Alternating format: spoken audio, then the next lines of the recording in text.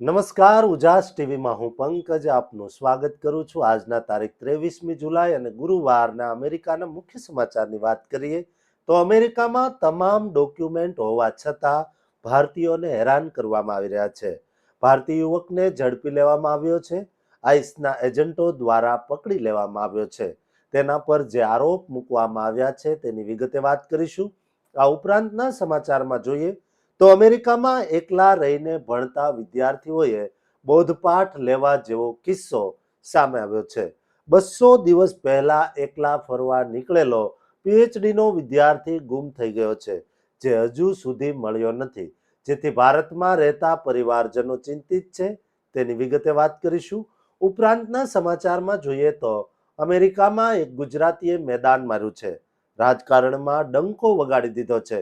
ભલભેલા American નેતાઓને ધૂળ ચાટતા કરીને જે સિદ્ધિ મેળવી છે તેની વિગતે વાત કરીશું। તો ચાલો તમામ સમાચાર જોઈએ વિસ્તારથી।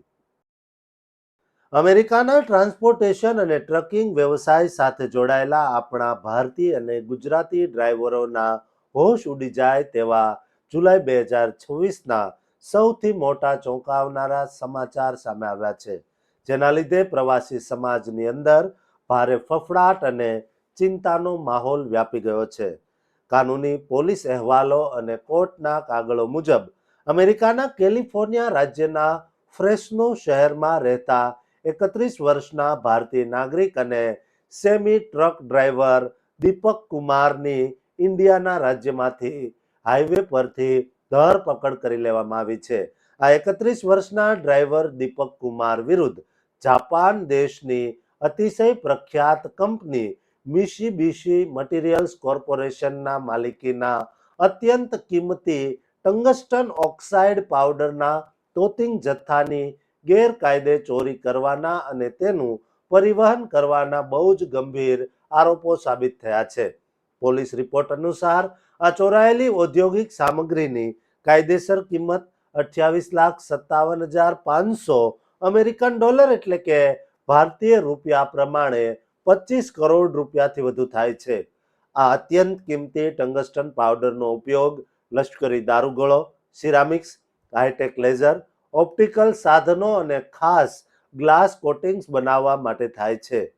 કાનૂની વિગત એવી છે કે ગત 24 જૂન 2026ના રોજ આશરે 40,000 પાઉન્ડ એટલે કે 10 મોટા પેલેટ્સ ધરાવતો આ કિંમતી પાવડર પિકઅપ કરવાનો હતો, પરંતુ 25 જૂને શિપમેન્ટમાં એક દિવસનો વિલંબ થયો હતો અને 26 જૂને કંપનીના અધિકારીઓનો ડ્રાઈવર દીપક કુમાર સાથેનો સંપર્ક તૂટી જતા તેણે તાત્કાલિક ઇન્ડિયાના પોલીસ વિભાગને જાણ કરી હતી। આથી 27 જૂન 2026ના રોજ ઇન્ડિયાનાના હેનકોક કાઉન્ટીમાં આવેલા ગ્રીનફિલ્ડ પોલીસ વિભાગે તાત્કાલિક ફ્લોક ઓટોમેટિક કેમેરા સિસ્ટમની મદદથી આ ટ્રકને ટ્રેક કરી લીધો હતો અને ઇન્ટરસ્ટેટ 70 હાઈવે પર તેને ઘેરીને રોકી પાડ્યો હતો।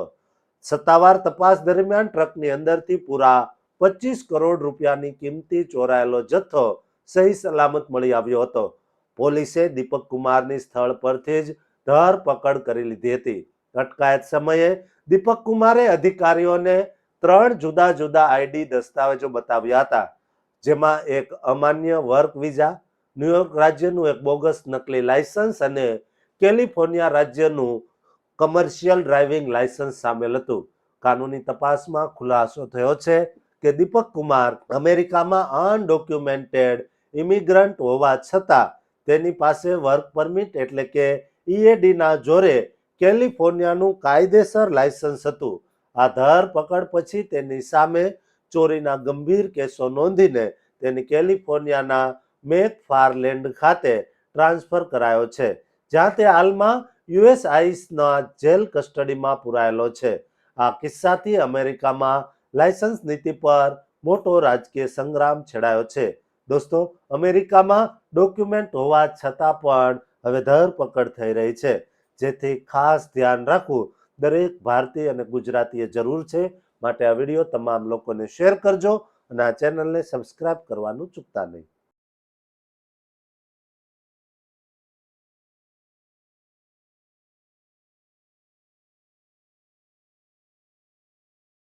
ભારતીય પરિવારનો 24 વર્ષનો દીકરો અમેરિકામાં પીએચડીનો અભ્યાસ કરતા કરતા અચાનક -42 ડિગ્રીની ભયાનક ઠંડીવાળા અલાસ્કાના બર્ફીલા જંગલોમાં ગાયબ થઈ જાય અને પૂરા 200 દિવસ વીતી જવા છતાં તેનો કોઈ જ પત્તો ન મળે, ત્યારે પરિવારના કાળજા પર કેવી અસર થતી હશે?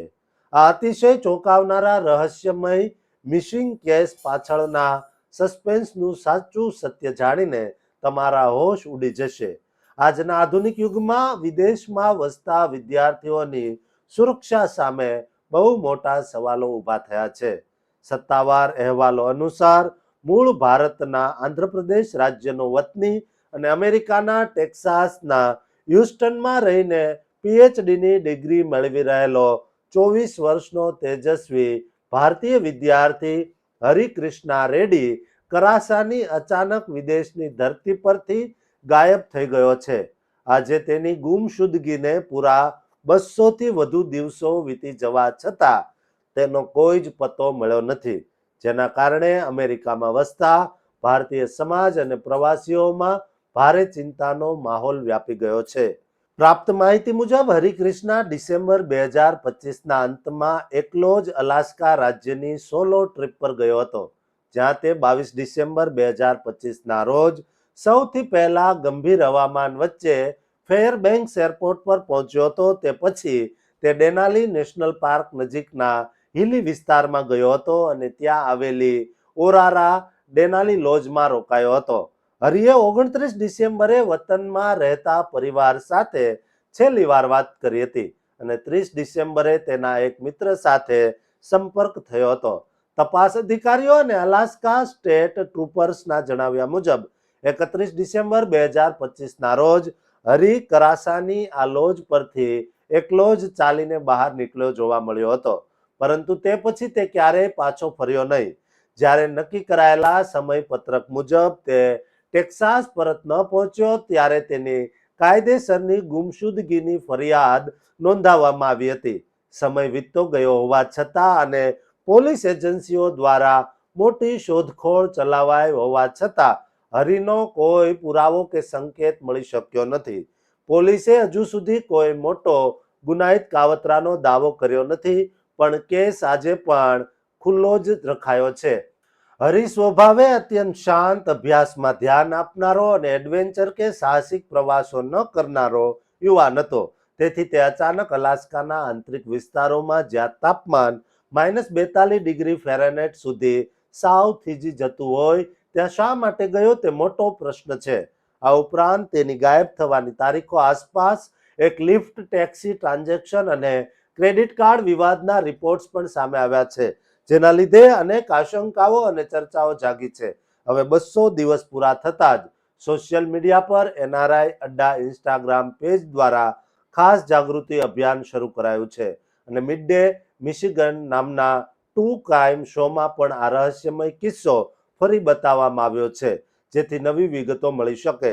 6 મહિનાથી વધુ સમય પછી પણ તપાસકર્તાઓ પાસે જવાબ નથી કે શા માટે તે અલાસ્કા ગયો હતો. અલાસ્કા સ્ટેટ ટ્રુપર્સે કોઈ પણ વિગત હોય તો સંપર્ક કરવા અપીલ કરી છે. દોસ્તો, આપણો ભારતીય યુવક અને એક વિદ્યાર્થી આ રીતે 200 દિવસથી ગુમ થઈ ગયો છે, ત્યારે તમામ ભારતીયો અને ગુજરાતીઓએ આ બાળક એટલે કે યુવકની શોધખોળમાં મદદરૂપ થાય તે પ્રકારે પ્રયત્નો કરવા જોઈએ. દોસ્તો, આ વિડીયો તમામ ગુજરાતી ભારતીયોને શેર કરજો અને આ ચેનલને સબસ્ક્રાઇબ કરવાનું ચૂકતા નહીં.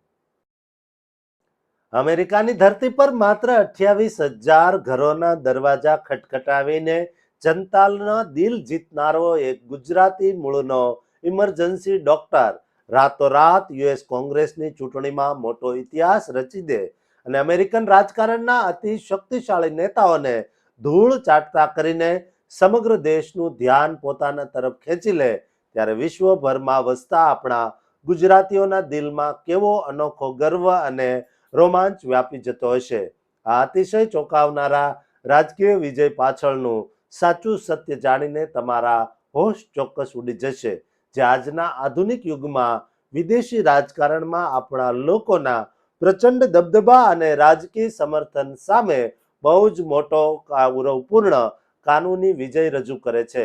તાજેતરમાં 21 જુલાઈ 2026ના રોજ યોજાયેલી પ્રાઇમરી ચૂંટણીના પરિણામો 22 અને 23 જુલાઈ 2026ના રોજ જાહેર થતા જ એરિઝોનાના પ્રથમ કોંગ્રેશનલ ડિસ્ટ્રિક્ટમાંથી ડેમોક્રેટિક પ્રાઇમરી ચૂંટણીમાં ભારતીય મૂળના અને ગુજરાતી વંશના જાણીતા ઇમરજન્સી મેડિસિન ડોક્ટર તથા ભૂતપૂર્વ સ્ટેટ લો મેકર અમિશ શાહે ભવ્ય વિજય મેળવ્યો છે. અમિત શાહે ડીસીસીસી એટલે કે ડેમોક્રેટિક કોંગ્રેશનલ કેમ્પેઇન કમિટીના સમર્થનવાળા ઉમેદવાર માર્લિન ગાલન વુડ્સને સખત હાર આપીને આ જીત હાંસલ કરી છે, જે ડીસીસી માટે મેઇન અને કેલિફોર્નિયા પછી સતત ત્રીજી મોટી રાજકીય હાર સાબિત થઈ છે. અમિત શાહે પોતાની આ જીત માટે કોઈ મોટા વગદારો પર આધાર રાખવાને બદલે પોતે જાતે આશરે 28,000 ઘરના દરવાજા ખટખટાવીને ગ્રાઉન્ડ લેવલ ઉપર પ્રચંડ જનસંપર્ક અભિયાન ચલાવ્યું હતું. હવે આવનારી નવેમ્બર 2026ની જનરલ ઇલેક્શનમાં અમિત શાહનો સામનો ડોનાલ્ડ ટ્રમ્પના ટેકાવાળા ભૂતપૂર્વ NFL કિકર રિપબ્લિકન ઉમેદવાર જે ફિલી સામે થવાનો છે. આ બંને વચ્ચે બહુ અનોખો ભૂતકાળનો સંબંધ છે, કારણ કે જ્યારે અમિત શાહ ન્યુયોર્કના જેટ્સ ટીમના ઇમરજન્સી ડોક્ટર હતા ત્યારે તે ફિલી તે જ ટીમમાં પ્લેયર હતા. સ્કોટ સડેલ અને ફિનિક્સના ઉપનગરો ધરાવતી આ congressional seat US house of રિપ્રેઝેન્ટેટિવના કંટ્રોલ માટે અતિશય મહત્વની કટોકટીભરી બેટલ ગ્રાઉન્ડ મનાય છે. વર્તમાન રિપબ્લિકન પ્રતિનિધિ ડેવિડ સ્વેકર્ટ ગવર્નરની રેસમાં હારી જતા આ સીટ હવે અત્યંત સ્પર્ધાત્મક બની ચૂકી છે. 1977 અથવા 78માં શિકાગો ખાતે જન્મેલા અમિત શાહના માતા પિતા 1960ના દાયકામાં ગુજરાતથી એન્જિનિયરિંગના અભ્યાસ માટે અમેરિકા આવ્યા હતા. તેમના પિતા જૈન અને માતા હિન્દુ ધર્મ પાળે છે અને અમિત શાહે કેથોલિક સ્કૂલમાં અભ્યાસ કર્યો હતો. તેમણે 1997માં નોર્થ વેસ્ટર્ન યુનિવર્સિટીમાંથી ઇકોનોમિક્સમાં BA, 2001માં નોર્થ વેસ્ટર્ન મેડિકલ સ્કૂલમાંથી MD અને 2003માં UC બર્કલીમાંથી સ્કોલરશિપ સાથે MPH પૂર્યું હતું. કારકિર્દીમાં તેમણે કન્સલ્ટિંગ બાદ ન્યુયોર્કના ટ્રોમા સેન્ટરમાં રેસિડેન્સી કરી, માઉન્ટ સિનોય ખાતે સંશોધન કર્યું અને જેટ સ્ટ્રીમમાં સેવા આપી હતી. તેઓ ઇમરજન્સી મેડિસિન અને સ્પોર્ટ્સ મેડિસિન બંનેમાં બોર્ડ સર્ટિફાઈડ ડોક્ટર તરીકે એરિઝોનામાં સારવાર કરે છે. રાજકારણમાં અમિત શાહ 2019થી એરિઝોના હાઉસ ઓફ રિપ્રેઝેન્ટેટિવના ડિસ્ટ્રિક્ટ 5માંથી 3 વાર ચૂંટાયા હતા અને ડેમોક્રેટ્સમાં સૌથી વધુ કાયદાકીય બિલ પાસ કરાવવાનો સત્તાવાર રેકોર્ડ ધરાવે છે. તેઓ એરિઝોનાના વેજીટેરિયન ફૂડ ફેસ્ટિવલના સ્થાપક છે, વિમાન ઉડાડવાનો શોખ ધરાવે છે તેમજ સડસડાટ ગુજરાતી પણ બોલી શકે છે અને 3 બિલાડીઓ ધરાવે છે. તેમણે આ જીતને જનતાનો વિજય ગણાવીને આરોગ્ય ખર્ચ ઘટાડવાનું વચન આપ્યું છે. દોસ્તો, આપણા દરેક ગુજરાતીના છાતીને ગર્વથી ફૂલાવી શકે તેવા સમાચાર દરેક ગુજરાતીઓ સુધી શેર કરજો અને આ ચેનલને સબસ્ક્રાઇબ કરવાનું ચૂકતા નહીં.